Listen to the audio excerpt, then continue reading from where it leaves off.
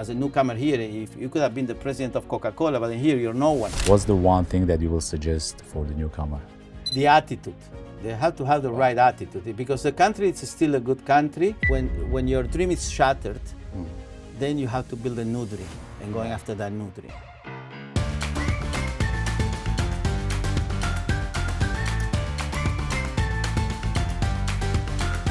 Hi everyone, Levon is here with Built in Canada. We're shooting our next episode, and I am happy to introduce you my next guest. But before, please like and subscribe, because this is very inspiring video for everyone. So my next guest moved from the country that maybe nobody will move, from Argentina. Thomas, thank you very much Levon, for joining me. Thank you. My first question to you, Argentina, Canada, why and when? Okay, so the day we arrived in Canada was in July 1990. The why is because in the late 80s, Argentina was going through the worst inflationary stage in the history of the country, the hyperinflation days. And I was a new graduate and trying to make up a career in architecture. I was working as a newly graduated in the residential area, right? Residential architecture. And the situation was really bad. And for whatever reason, I thought that it was not going to be any future for me. And there was a saying over there that the only future that this country has, unfortunately, it's the airport, right? Oh.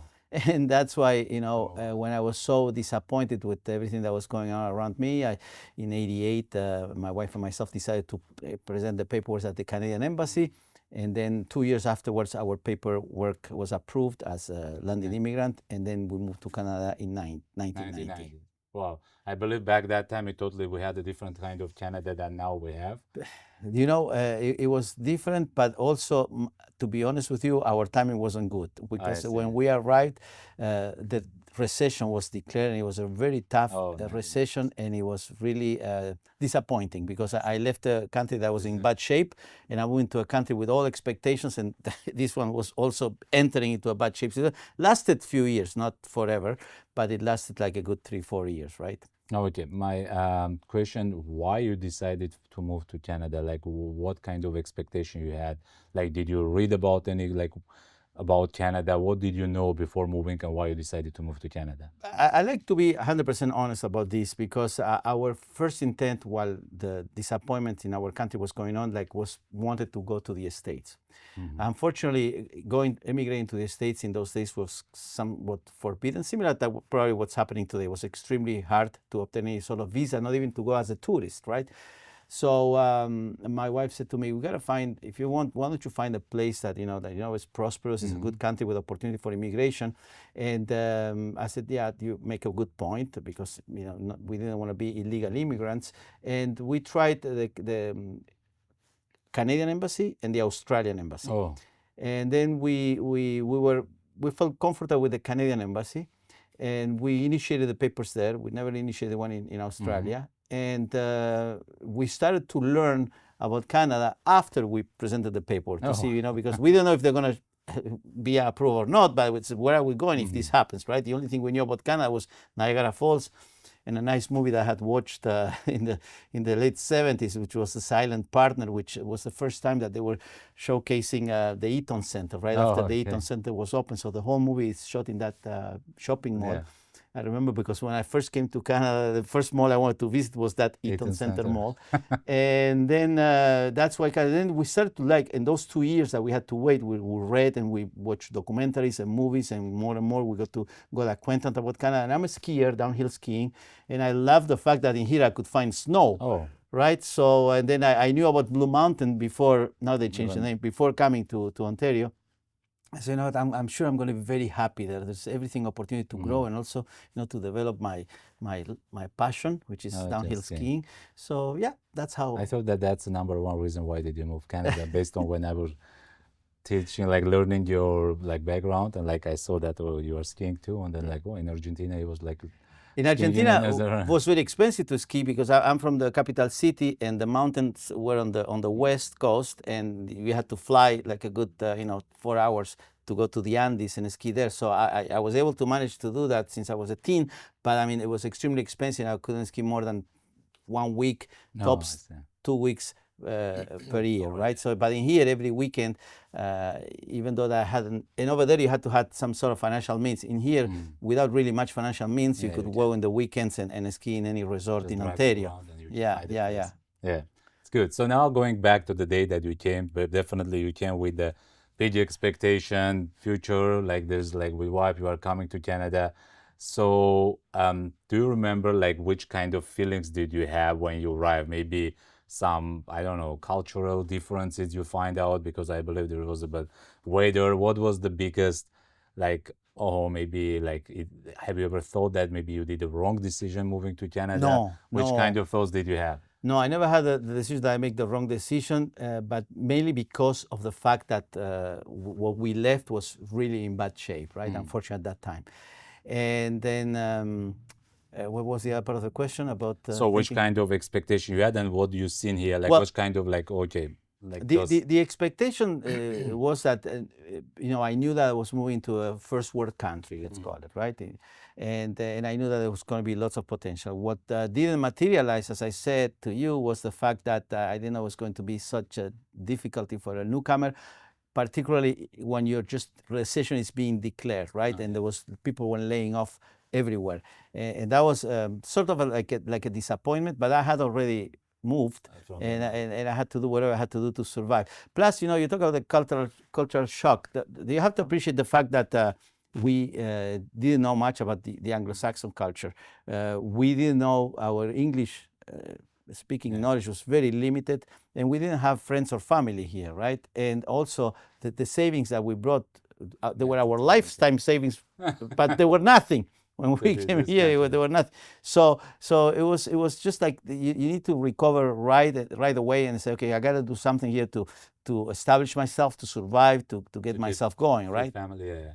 And what's the steps that you start to take? Like it's sometimes it's very difficult. They are moving from other countries and they have a big expectation, and then they have to start from the zero or even maybe below. Like, yeah. So what kind of like what dream you had? Like you came as an architect. Oh yeah, well that was my first dream to continue that job. 100%. Yes. Like I wanted to follow that dream, and I knew I was realistic in the fact that it's okay. I'm not gonna expect people to give me a position to build a high-rise building the first month, right? My expectation was just to start working in an architectural office, an engineer office, just as a draftsperson, just to get my feet wet. But that didn't materialize, right? And after like it was a good 2-3 months that I was going to downtown every day, visiting offices and dropping my resume. In those days, there wasn't such a thing as internet in 1990. And I didn't even know how the TTC system worked. So I have a funny story if you want, I could tell you. Yeah, sure. Those kind of stories are well, like I didn't know much about how the system of the transit works. So you know how you go into a bus and then you get a transfer. Right. So in those days, the ticket was $1 or a loonie, and I didn't know the transfer existed. So every time I was getting off and on of a bus, I was putting the dollar, right? Wow. So I was spending like $20 in loonies per day, and I couldn't believe how expensive was the the transit system. How long that took? That took me like a good month, right? Oh, wow. And I remember calling my family in Argentina and saying, you wouldn't believe the bus system here, it's crazy. Because over there, with maybe less than $1, you could visit the whole city. So one day I'm getting off of a bus and getting off on the same bus, on another bus, and a lady was doing the same thing as I was doing. He says, well, why are you paying again? I said, because I'm taking another bus. I said, no, you should use the transfer, this little paper. So that's what I learned. But after I spent like a lot of money that I didn't have then. It's a lot of learning. So after I went through all that learning and costly experience, I realized that, well, my dreams of starting working in the low end of an office as a draftsperson or something related with the construction industry are shattered because, they're gone. Like officially was the whole thing stopped and paralyzed, frozen. And people were being honest with me and said, listen, before we hire someone that just arrived, we're going to be hiring the people that we let go that were working with us for 5, 10, 15 years. I mean, your chances are worse than slim. So then I said, okay, I got to do whatever I have to do. So I found a job that I would get something to survive, right? Like a starting immigrant job. At those days, I was working in a supermarket, and at nights I was going to the school, so I to learn English, and I did that for about a year and a half. Then I had another little job like that, and then the recession was still in, and then someone from the financial services says, "Why don't you just do something different? You could learn about this." And I said, "I don't know nothing about the financial services." "No, we will train you. We teach you. You have a good personality. You'll be able to handle it okay." I had nothing to lose. Obviously, I was having much worse jobs. I said, "Yeah, sure." And I liked the way the guy was dressed up, right? Yeah. It was nice suit, elegant. Like the movie. And then I said, "You know what? Yeah, I can do this. If this guy can do it, I can do it too." So that's how the whole thing started. But with the intent of waiting until the recession was kind of gone, and then I would go back and try again, right? But that took like a good 4 or 5 years. To start the finance. No, to the recession to be over. So you've been within that recession like next 5 years. Yeah. So by 95, the recession was kind of 94, 95. And that's when I said, okay, now I have a chance. Do I go and do what I wanted to do initially 3-4 years ago, or I remain in the financial services industry? And because I had already invested 3 years in the financial services and things, in sales, things take a little while to take traction. They were already taking traction, and I was doing somewhat okay. I said, I had to make a decision. Like the reason why I came to Canada was just to have a better financial future for myself, because that's what expelled me from Argentina in a way. I expelled myself, right? So I'm doing okay financially here. Why would I just now go back as an apprenticeship, making minimum wage for 3 years, studying all over again? So where I'm already somewhat established I was in a third year, I was already making a decent income. So I said, I better myself invest in this education in this industry, embrace it, and succeed and do well. And that was the end. And then the rest is history, because I'm in the industry now for 33 years. One of the newcomers, I recently met with one of the newcomers, and I asked him, okay, maybe you have to consider to find a sales job or those kind of jobs. And he said, like, how I can find a client here? I don't know anyone. So you've been here 5 years. How you start to build your client base, and how you start to... Well, I started in the financial service in the 2.5, third year almost, right? And I didn't have many friends, because I wasn't having a kind of a job that you could say, you build up good relationships, let's put it that way. But in the insurance business, in those days was just mainly insurance, the financial services, they, in the company I started working with, they provided you with an area, with a district or a territorial area, and with a little base of clients, very little base of clients that you could service, so you could get your training sort of. And then in that territory, they would allow you to do prospecting, door knocking, and I did a lot of door knocking. Oh, wow. I did a lot of door knocking, and the area wasn't the best area of town, I have to tell you. However, it built that thick skin to success in the business. Yeah, I wouldn't say succeed, but to understand how to talk to people and how to confront rejection, right? Right. Because in sales, in most sales environments, there's no salary. It's whatever you make, whatever you sell, you make, right? So, and when you, as I said before, you're hungry, you're a newcomer, you need to make it happen. Then, all you have to do is just keep walking and knocking on doors and getting a lot of no's until you get the yeses, right? Right. And then from the yeses that you get, I learned how to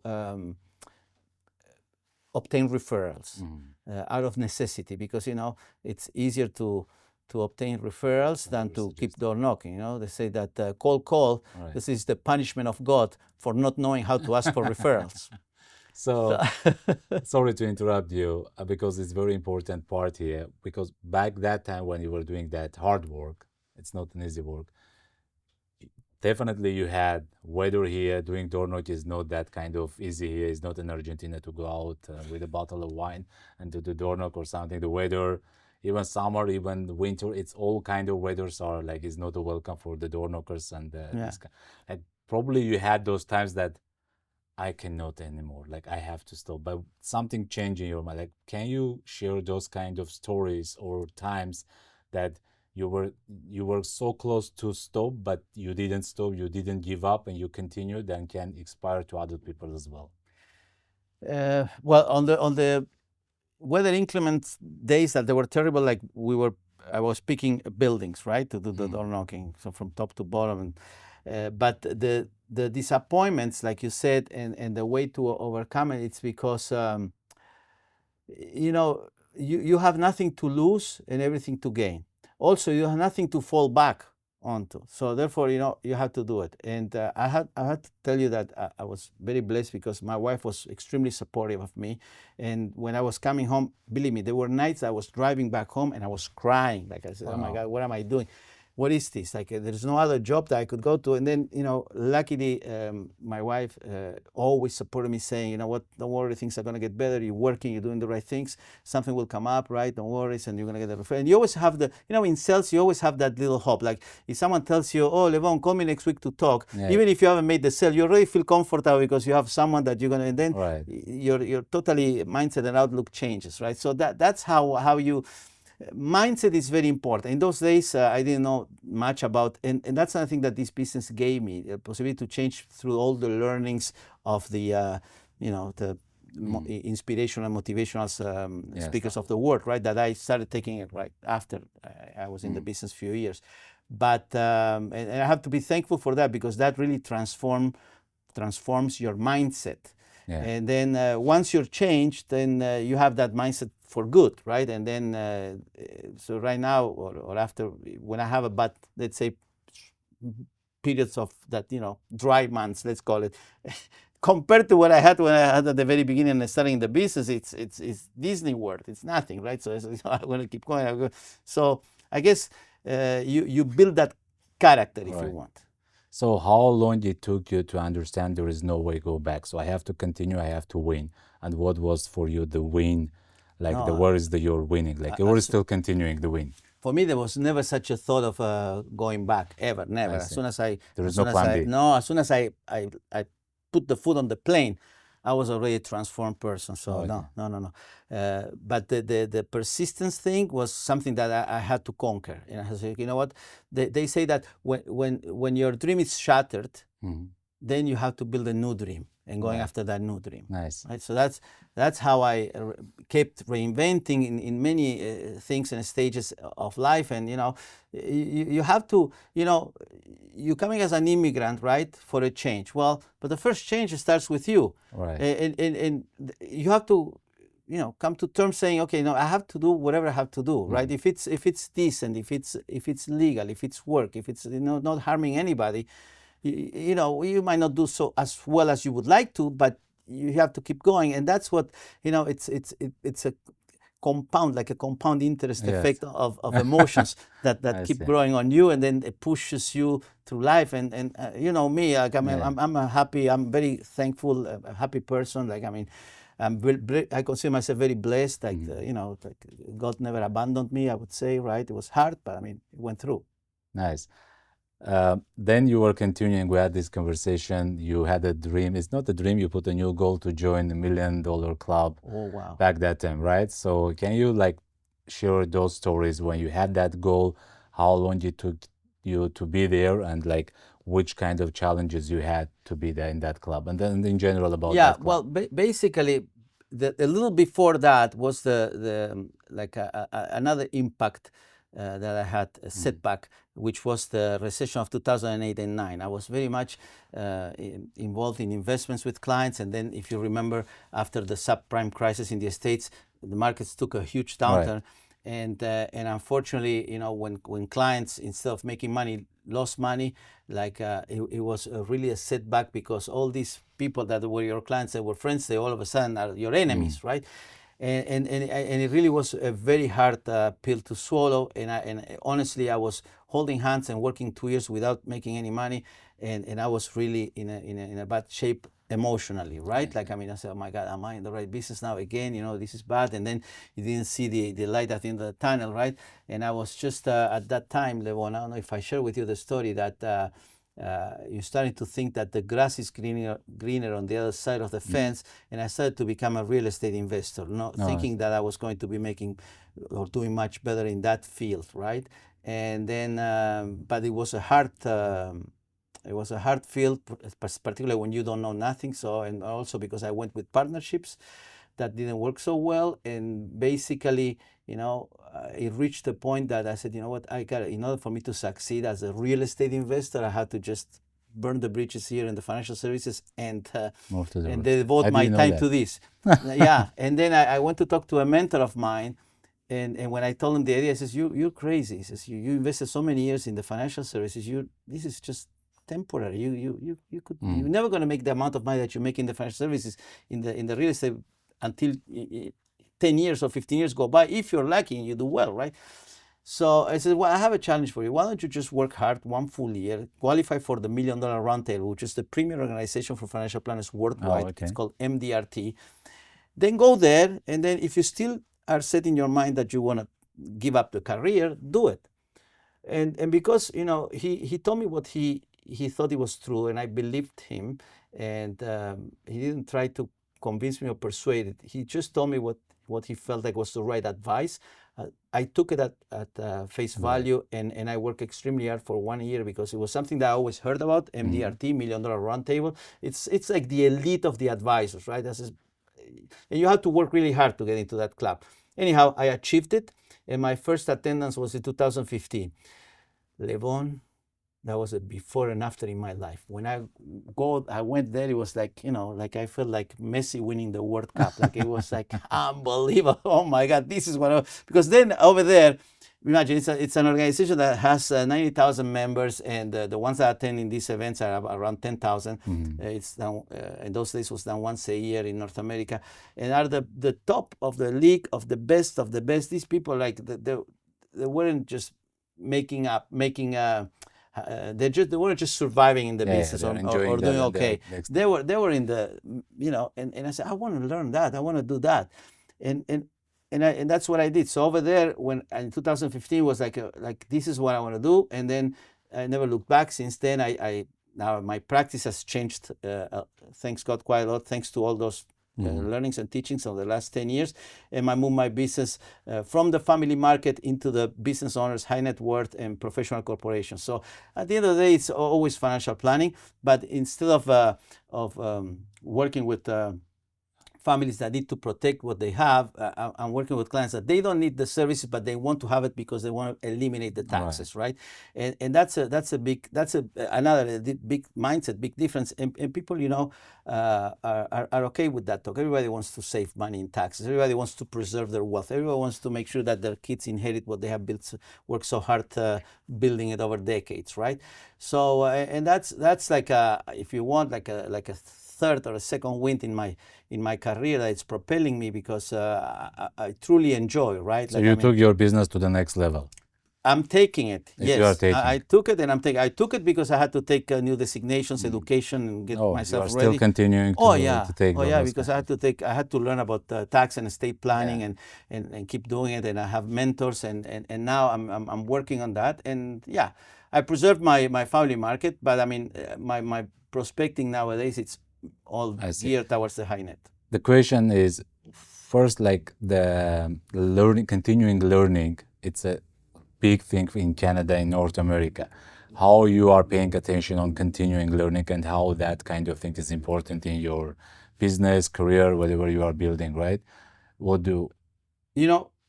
Having that level of education is extremely important. I have many people in the financial services that they don't care about designations, because you could still make money without having them, right?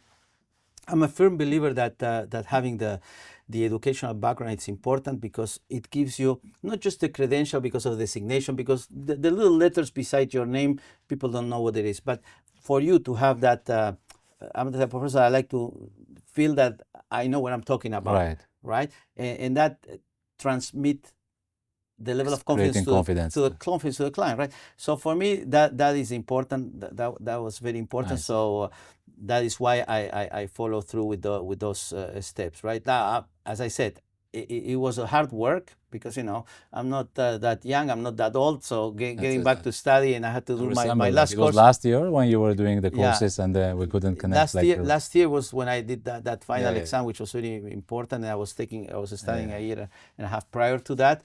And thanks God. And as I said, it's you always continue to now, as in any industry, you have the CE credits, the continuing education that you need to go through. But I mean, it's mainly refresher. And I continue to study and learn, but now more precisely on the topics that helping you that to I'm the next helping. level. Yeah, specific books, specific strategies that are helping me on my next thing. Then I always liked teaching, right? Because when you're on a one-on-one with the clients, like You are teaching them, So, educating your I also clients. do financial literacy Oh. speeches and education sessions Nice. because I like to. It's just Educate I'm not that thorough like you. I need to get myself more into the advertising stage, right? So if someone just coming or you were back, what would you suggest them when someone just landed to Canada and they just starting fresh and new, and we're now in middle of, we're not sure it's a recession, no recession, two different opinions, but not Canada nowadays, even not in a good shape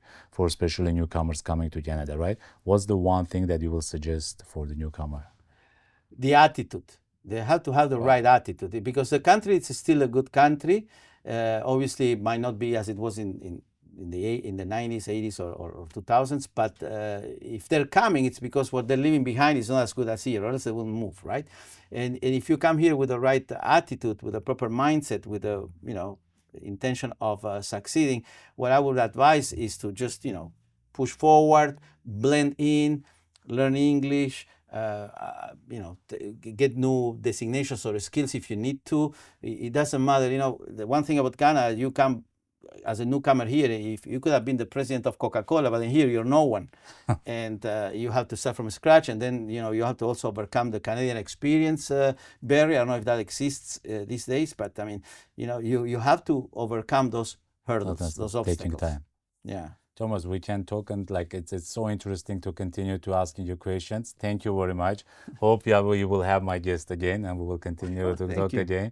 Yeah, and I want to ask everyone, please subscribe, share this information. And if everyone, I believe, have some kind of looking for mentor or have some questions, they can feel free to contact Thomas, and Thomas definitely will share more in details how you take yourself in this from one level to the next level.